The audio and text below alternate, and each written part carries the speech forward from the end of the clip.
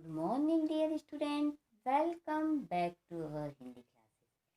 Previous video में हमने उपमान और उपमेय से संबंधित उदाहरण देखे थे। अब हम आज इस वीडियो में कुछ और उदाहरण देखते हैं। तो हम एक बार रिवाइज कर लें कि हमने कौन से उदाहरण देखे थे। तो हमने देखे थे उपमान और उपमेय से संबंधित कुछ उदाहरण। किस समास के उदाहरण देखे थे? कर्मधारय समास के। क्लियर? अब देखिए, कर्मधारय समास में है कि वह समास जिसका पहला पद विशेषण तथा दूसरा पद विशेष होता है। तो हमने विशेषण और विशेष के उदाहरण देख चुके हैं। अब क्या लिखा है? अथवा एक पद उपमान एवं दूसरा पद उपमेय होता है। ठीक है, एक पद क्या होगा? उपमान और दूसरा पद उपमेय। अब बच्चों, इस समास में जो उपमान और उपमेय है, तो जरूरी नहीं है कि पहला पद उपमान ही हो और दूसरा पद उपमेय भी हो। कभी कभी क्या कंडीशन होती है कि दूसरा पद उपमान हो जाता है और पहला पद उपमेय हो जाता है। तो आप लोग कंफ्यूज मत होइएगा। ऐसे कुछ उदाहरण आएंगे जिसमें पहला पद उपमेय होगा और दूसरा पद उपमान। ठीक है, और इसमें हम कुछ नहीं कर सकते। ये व्याकरण के अनुसार उदाहरण हैं और व्याकरण के अनुसार ही इसका अर्थ दिया गया है। ठीक है बच्चों, तो देखते हैं। सबसे पहला हम देखते हैं कि उपमान क्या है। ठीक है, क्या देखेंगे? सबसे पहला उपमान। अब उपमान क्या होता है? जिससे उपमा दी जाए, यानी किसी व्यक्ति की या किसी वस्तु की उससे उपमा दी जाए, है ना। जिससे उपमा दी जाए, यानी कोई व्यक्ति की किसी वस्तु से उपमा दी जाए या किसी व्यक्ति से उपमा दी जाए, है ना। ठीक है, और उपमेय क्या होगा? जिसकी उपमा दी जाए, है ना। जिस किसी भी चीज की उपमा दी जाए तो उसको कहेंगे उपमेय। ठीक है, अब देखिए उदाहरण देखिए। समस्त पद और विग्रह। तो देखिए, घन श्याम। अब क्या दिया है? जिससे उपमा दी जाए। तो देखिए, घन यानी क्या होता है? बादल। श्याम यानी क्या होता है? काला।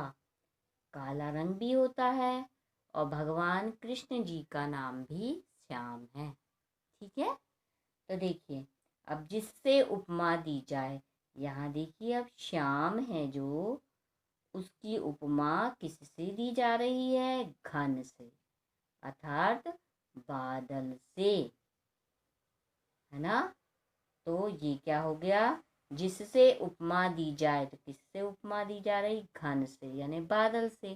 तो ये क्या हो गया? उपमान। और श्याम क्या हो गया? उपमेय। क्लियर?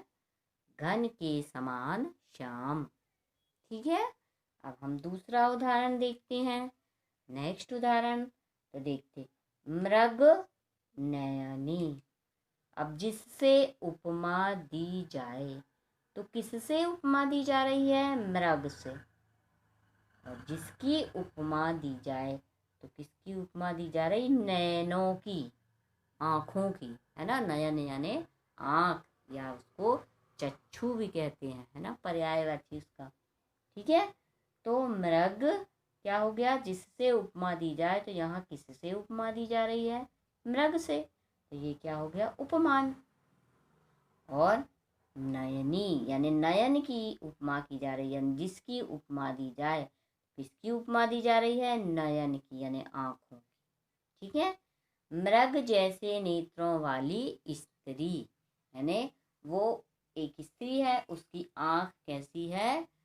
मृग की, यानी हिरनी या हिरण की समान आँख है। ठीक है, अगला उदाहरण देखते हैं हम। कर कमल। अब देखिए, जिससे उपमा दी जाए। तो यहाँ देखिए अभी हमने बताया आपको, तो कर यानी क्या होता है, हाथ, ठीक है। और जिससे उपमा दी जाए, तो किससे उपमा दी जा रही है, कमल से।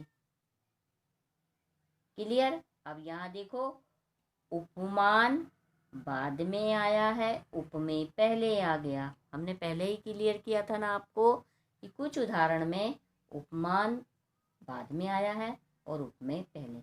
अब जिससे उपमा दी जाए, तो किससे उपमा दी जा रही है, कमल से। देखिए कमल बाद में आया यानी उपमान बाद में आया, और जिसकी उपमा दी जाए यानी कर, वो क्या हो गया, उपमेय। क्लियर, आया समझ में।